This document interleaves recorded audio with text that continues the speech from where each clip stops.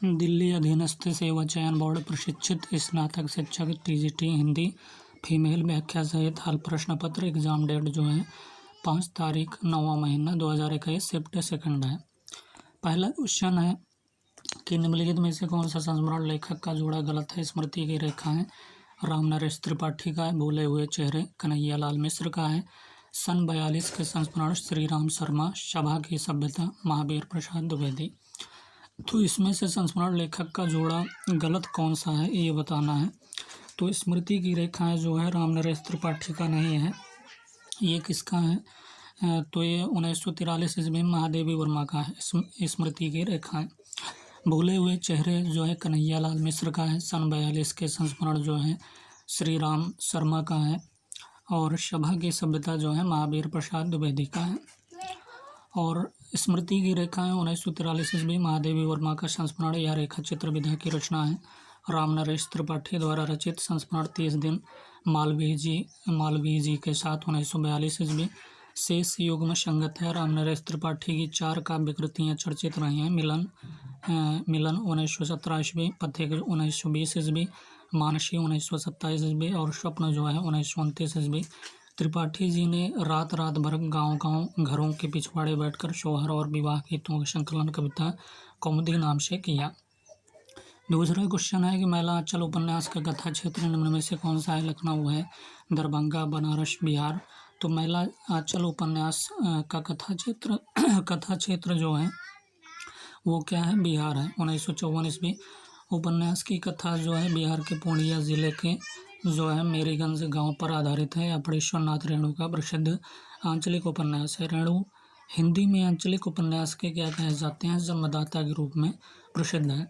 परती परिकथा है इनकी 1957 ईस्वी। दीर्घतपा 1963 ईस्वी।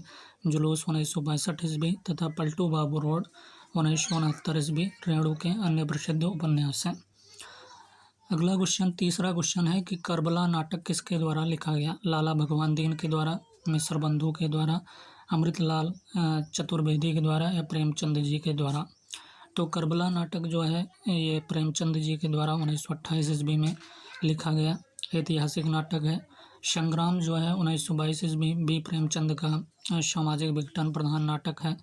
मिश्र बंधु द्वारा समसामयिक उपादानों पर लिखा गया नाटक कौन सा है? तो नेत्रों उन्मीलन 1915 ईस्वी ये मिश्र बंधु द्वारा लिखा गया है।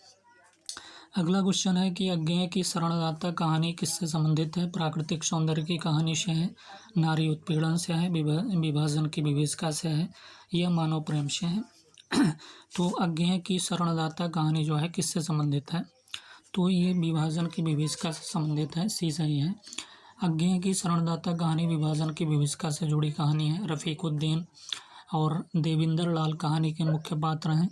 अज्ञेय प्रेमचंदोत्तर युग के कहानीकार हैं। विप्थगा 1937 ईस्वी, परंपरा 1940 ईस्वी, कोठरी की बात 1945 ईस्वी, शरणार्थी 1948 ईस्वी, जयदोल 1951 ईस्वी आदि इनके प्रमुख कहानी संग्रह हैं। किसके? अज्ञेय के।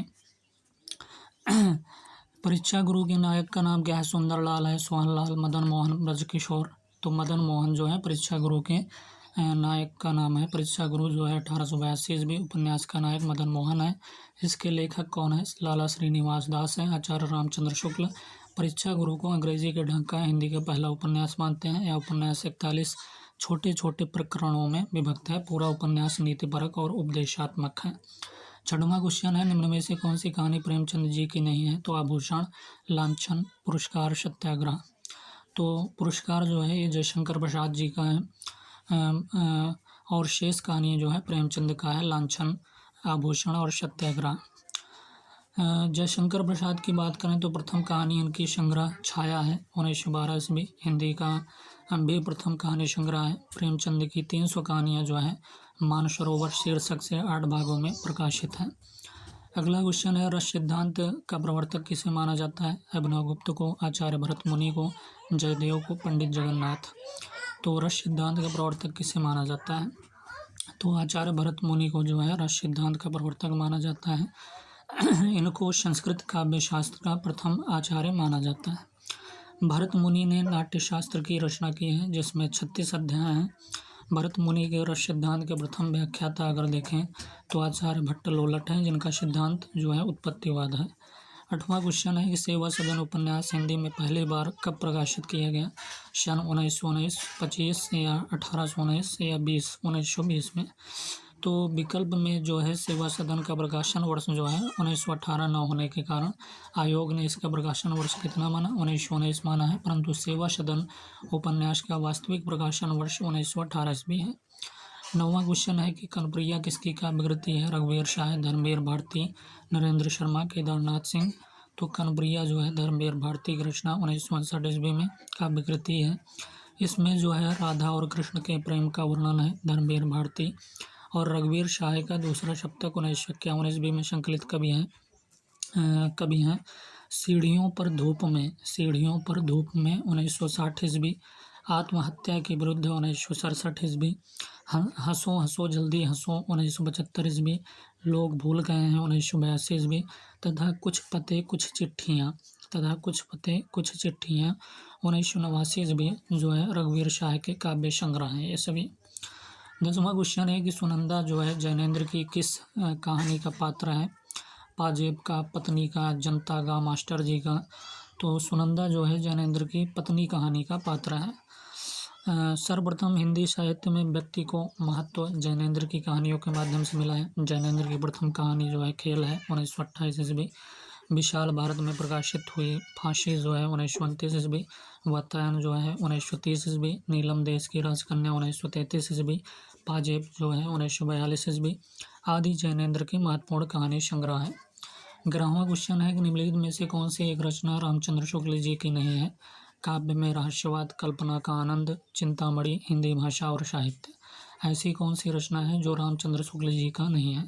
तो हिंदी भाषा और साहित्य जो है ये आचार्य रामचंद्र शुक्ल का रचना नहीं है, बल्कि यह ग्रंथ जो है श्याम सुंदर दास का है। यह ग्रंथ किसका है? हिंदी भाषा और साहित्य श्याम सुंदर दास का है। अगर रामचंद्र शुक्ल की बात करें तो ये है कि काव्य में रहस्यवाद है इनका, कल्पना का आनंद है और चिंतामणि, ये सभी रचना जो है रामचंद्र शुक्ल की है। आचार्य रामचंद्र शुक्ल की है। काव्य में रहस्यवाद 1929 ईस्वी। निबंध को आचार्य शुक्ल की प्रथम सैद्धांतिक आलोचना माना जाता है। आचार्य शुक्ल ने आलोचना के क्षेत्र में विरुद्धों का सामंजस्य सिद्धांत का प्रवर्तन किया है।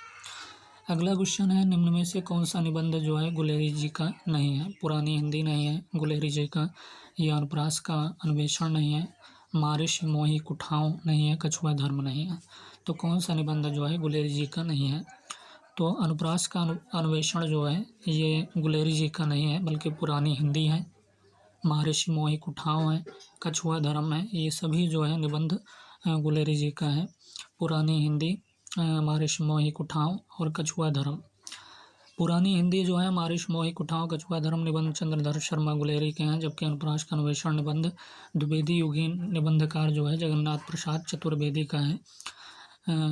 गद्यमाला जो है 1909 ईस्वी जगन्नाथ प्रसाद चतुर्वेदी जी का अन्य चर्चित निबंध है। अगले क्वेश्चन 13वां क्वेश्चन की बात करेंगे। 13वां क्वेश्चन है कि निम्नलिखित में से किसे भारतेंदुकालीन आलोचक नहीं कहा जा सकता? अंबिका दत्त व्यास को, बालकृष्ण भट्ट को, श्याम सुंदर दास को, श्रीनिवास दास को। तो किसे जो है भारतेंदुकालीन आलोचक नहीं कहा जा सकता? तो श्याम सुंदर दास को जो है भारतेंदुकालीन आलोचक नहीं कहा जा सकता, बल्कि अंबिका दत्त व्यास को, बालकृष्ण भट्ट, श्रीनिवास दास, इन सभी को जो है भारतेंदुकालीन आलोचक कहा जा सकता है। श्याम सुंदर दास का संबंध जो है द्विवेदी युग से है, अतः इन्हें भारतेंदुकालीन आलोचक नहीं कहा जा सकता। हिंदी में एकेडमिक आलोचना का सूत्रपात जो है बाबू श्याम सुंदर दास ने किया। और साहित्य आलोचना 1922 ईस्वी, भाषा विज्ञान 1923 ईस्वी, हिंदी भाषा के विकास जो है 1924 ईस्वी इनकी महत्वपूर्ण आलोचनात्मक रचनाएं हैं। 14 क्वेश्चन है कि अदखिला फूल किसके द्वारा रचित उपन्यास है? चतुरसेन शास्त्री, जयशंकर प्रसाद, अयोध्या सिंह उपाध्याय अरियोध, देवकी नंदन खत्री। तो अदखिला फूल किसके द्वारा रचित उपन्यास है? तो अयोध्या सिंह उपाध्याय अरियोध जो है अदखिला फूल जो है इनके द्वारा रचित है। 1907 ईस्वी में रचित है। ठेठ हिंदी का ठाठ जो है 1899 ईस्वी इनका अन्य महत्वपूर्ण उपन्यास है। इनके उपन्यास जो है ठेठ हिंदी के ठाठ को मुहावरों का पाठ्य पुस्तक भी कहा जाता है। देवकी नंदन खत्री को हिंदी में तिलिस्मी एआरी उपन्यासों का प्रवर्तक माना जाता है। चंद्रकांता जो है 1888 ईस्वी इनका चर्चित उपन्यास है। 15वां क्वेश्चन है कि निम्न में से आंचलिक उपन्यास की कौन सी विशेषता नहीं है। तो पहला नंबर स्वाधीनता आंदोलन का चित्रण है। इसमें आंचलिक लोक जीवन एवं रीति रिवाजों का चित्रण या आंचलिक जनजीवन का चित्रण या आंचलिक भाषा का प्रयोग। तो आंचलिक उपन्यास की कौन सी विशेषता नहीं है, तो ये सही है कि स्वाधीनता आंदोलन का चित्रण नहीं है इसमें, बल्कि इसमें आंचलिक लोक जीवन एवं रीति रिवाजों का चित्रण है, आंचलिक जनजीवन का चित्रण, आंचलिक भाषा का प्रयोग। तो आंचलिक उपन्यासों की कथा वस्तु एक अंचल विशेष पर केंद्रित होती है। स्वाधीनता आंदोलन के चित्रण का संबंध आंचलिक उपन्यासों से नहीं, जबकि आंचलिक जनजीवन, भाषा और रीति रिवाजों को आंचलिक उपन्यास के केंद्र में रखा जाता है। 16वां क्वेश्चन है कि रीति आवारा मसीहा के लेखक का नाम क्या है। बाल मुकुंद गुप्त, रामवृक्ष बेनीपुरी, प्रेमचंद जी, विष्णु प्रभाकर। तो विष्णु प्रभाकर आवारा मसीहा 1974 ईस्वी में बंगला के सुप्रसिद्ध जो है उपन्यासकार शरत चंद्र चट्टोपाध्याय की जीवनी है। इसके लेखक जो है विष्णु प्रभाकर जी हैं। हिंदी के प्रथम जीवनीकार अगर देखें तो गोपाल शर्मा शास्त्री माने जाते हैं। मुंशी प्रेमचंद की जीवनी जो है प्रेमचंद घर में 1944 ईस्वी में। शिवरानी देवी ने कलम का सिपाही 1962 ईस्वी में नाम से अमृत राय ने, तथा कलम का मजदूर जो है 1964 ईस्वी में मदन गोपाल ने लिखी है। तो कलम का सिपाही नाम से अमृत राय ने तथा कलम का मजदूर 1964 में मदन गोपाल ने, और मुंशी प्रेमचंद घर में शिवरानी देवी ने लिखा था। 17वां क्वेश्चन है कि सबसे बड़ा आदमी किसके द्वारा लिखित एकांकी है। सबसे बड़ा आदमी किसके द्वारा लिखित एकांकी है। उपेंद्र नाथ हस्के, सेठ गोविंद दास, राम कुमार वर्मा, भगवती चरण वर्मा। सबसे बड़ा आदमी एकांकी भगवती चरण वर्मा द्वारा जो है लिखित है। मैं और केवल मैं तथा दो कलाकार इनकी अन्य एकांकियां हैं। उपेंद्र नाथ हस्के कृत महत्वपूर्ण एकांकियां निम्न है। जोक है, आपस का समझौता है, अंधी गली है, लक्ष्मी का स्वागत है, खड़की आदि जो है डॉक्टर राम कुमार वर्मा के रेशमी टाई है। एकांकी संग्रह से एकांकी के चतुर्थ चरण का सूत्रपात हुआ। 18वां क्वेश्चन है कि आचार्य हजारी प्रसाद द्विवेदी उच्च कोटि के समीक्षक थे, साथ ही इन्होंने एक उत्तम उपन्यास भी लिखा। उसका नाम क्या था। तो आचार्य हजारी प्रसाद द्विवेदी उच्च कोटि के समीक्षक थे, साथ ही उन्होंने एक उत्तम उपन्यास भी लिखा। उसका नाम क्या था। इंदुलेखा, परीक्षा गुरु, कल्पना का आनंद, बाणभट्ट की आत्मकथा। तो बाणभट्ट की आत्मकथा जो है लिखा था आचार्य हजारी प्रसाद द्विवेदी। एक ऐतिहासिक सांस्कृतिक चेतना संपन्न मानवतावादी आलोचक हैं। बाणभट्ट की आत्मकथा जो है 1946 ईस्वी इनका प्रसिद्ध ऐतिहासिक उपन्यास है। इसकी कथा जो है प्राचीन कवि बाणभट्ट और हर्षकालीन समाज पर केंद्रित है। बाणभट्ट, भट्टनी और निपुणिका इस उपन्यास के प्रमुख पात्र हैं। चारुचंद्र लेख 1963 ईस्वी, पुनर्नवा 1973 ईस्वी तथा नामदास का पोथा 1976 ईस्वी इनके अन्य जो है औपन्यासिक कृतियाँ हैं। 19वां क्वेश्चन है कि जयशंकर प्रसाद जी की मधुआ कहानी किसके बारे में है। रईसों द्वारा गरीबों के शोषण की, अशिक्षित जन समुदाय की, अंधविश्वास की, शराबी के हृदय परिवर्तन के बारे में। तो 19वां क्वेश्चन का सही जवाब जो है शराबी के हृदय परिवर्तन के बारे में जो है मधुआ कहानी जयशंकर प्रसाद जी की है। तो जयशंकर प्रसाद की कहानी जो मधुआ एक शराबी और बालक मधुआ पर केंद्रित है। इस कहानी में शराबी के हृदय परिवर्तन को दिखाया गया है। प्रसाद का प्रथम कहानी संग्रह अगर देखें तो छाया है 1912 ईस्वी में। हिंदी का भी प्रथम कहानी संग्रह है।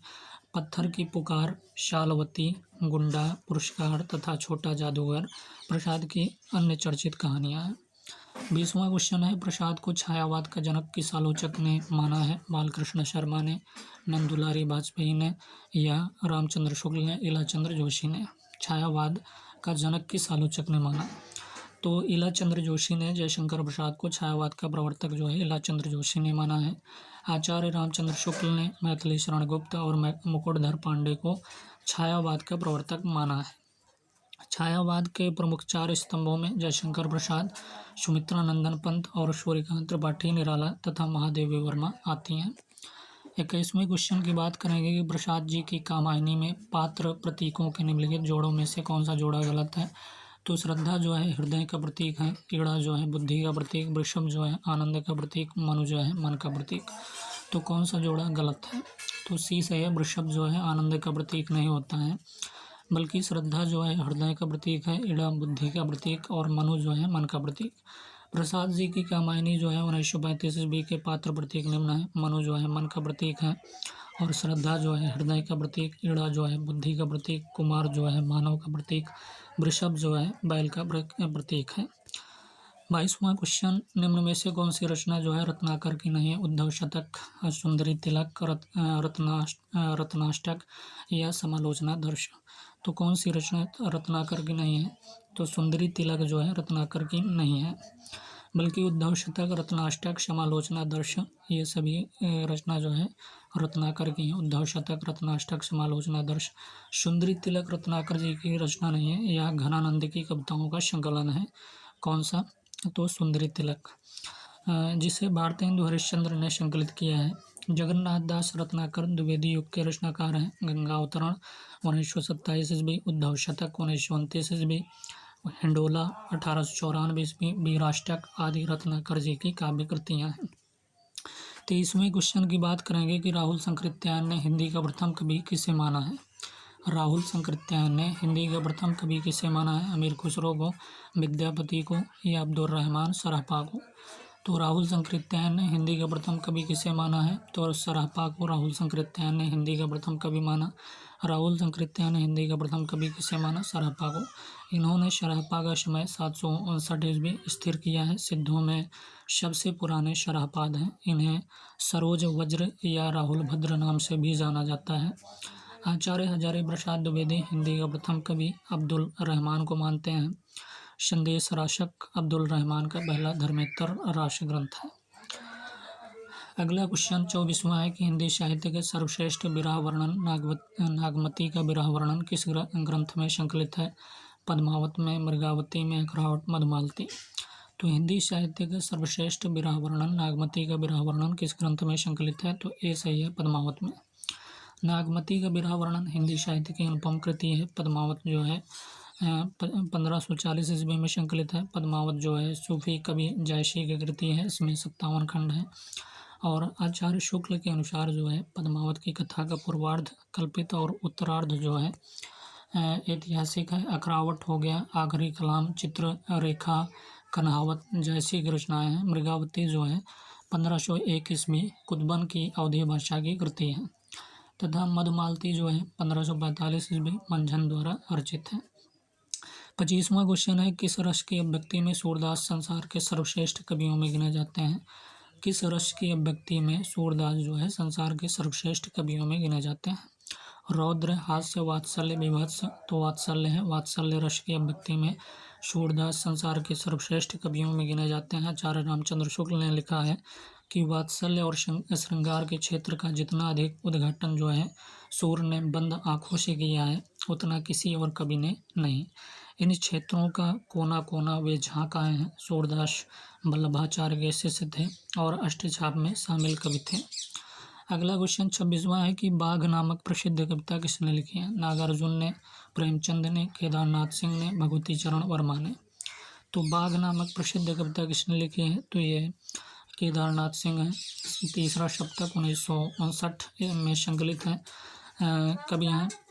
बाघ नामक प्रसिद्ध कविता इन्हीं की है और इनके कुछ महत्वपूर्ण काव्य संग्रह हैं। अभी बिल्कुल अभी, अभी बिल्कुल अभी, जमीन पक रही है, यहाँ से देखो तथा अकाल में सारस। यहाँ से देखो तथा अकाल में सारस।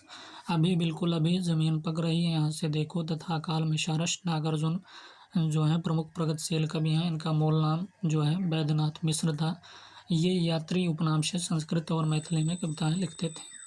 27वां क्वेश्चन है कि किरण तुम क्यों बिखरे हो? कह रहा है कि 27वां क्वेश्चन, किरण तुम क्यों बिखरी हो आज, रंगी हो तुम किसके अनुराग? किरण तुम क्यों बिखरी हो आज, रंगी हो तुम किसके अनुराग?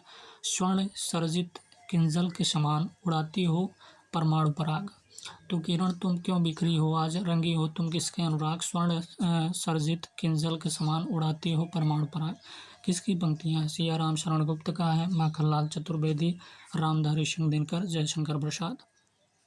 तो ये पंक्तियाँ जो है जयशंकर प्रसाद जी के हैं। उपयुक्त काव्य पंक्तियाँ जयशंकर प्रसाद के काव्य संग्रह झरना 1918 ईस्वी की किरण शीर्षक कविता से है। झरना 1918 ईस्वी की किरण शीर्षक कविता से है। क्या है कि किरण तुम क्यों बिखरी हो, आज रंगी हो तुम किसके अनुराग, स्वर्ण सर्जित किंजल के समान उड़ाती हो प्रमाण पराग, किसकी पंक्तियाँ हैं, तो जयशंकर प्रसाद। इलाचंद्र जोशी ने जयशंकर प्रसाद को छायावाद का प्रवर्तक माना है। प्रसाद जी का प्रथम छायावादी कविता अगर देखें तो प्रथम प्रभात है 1918 ईस्वी, झरना संग्रह में संकलित है।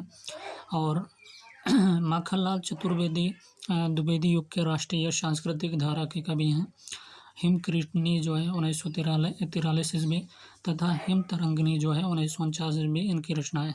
इन्हें एक भारतीय आत्मा के नाम से भी जाना जाता है। 28वां क्वेश्चन है कि निम्नलिखित में से कौन कवि और आचार्य दोनों रूप में प्रतिष्ठित थे। नाभादास, नंददास, मित्रानंदन पंत या केशवदास, कौन कवि हैं जो आचार्य दोनों रूप में प्रतिष्ठित थे। तो ऐसे कौन से कवि हैं, तो ऐसे कवि केशवदास हैं जो आचार्य और कवि और आचार्य दोनों रूप में प्रतिष्ठित थे। केशवदास आचार्य और कवि दोनों रूप में प्रतिष्ठित थे। इनका जन्म अगर देखें 1555 ईस्वी में बुंदेलखंड के ओरछा नामक नगर में हुआ था। केशवदास निम्बार्क संप्रदाय में दीक्षित थे। आचार्य विश्वनाथ प्रसाद मिश्र, डॉक्टर नगेंद्र और गणपति चंद्रगुप्त केशवदास को हिंदी में रीति काव्य का प्रवर्तक मानते हैं, जबकि आचार्य शुक्ल ने चिंतामणि त्रिपाठी को रीति काव्य का प्रवर्तक माना है। आचार्य शुक्ल केशवदास को अलंकारवादी कवि मानते हैं। 29वां क्वेश्चन है कि किस कवि को के आश्रयदाता जो हैं महाराज शिवाजी तथा छत्रसाल बुंदेला थे। किस कवि के आश्रयदाता महाराज शिवाजी तथा छत्रसाल बुंदेला थे। देव के, मतीराम के, कबीर के, भूषण के। तो भूषण के जो है आश्रयदाता महाराज शिवाजी तथा छत्रसाल बुंदेला थे। रीतिबद्ध धारा के कवि भूषण, महाराज शिवाजी तथा छत्रसाल बुंदेला के जो है राज्य आश्रित कवि थे।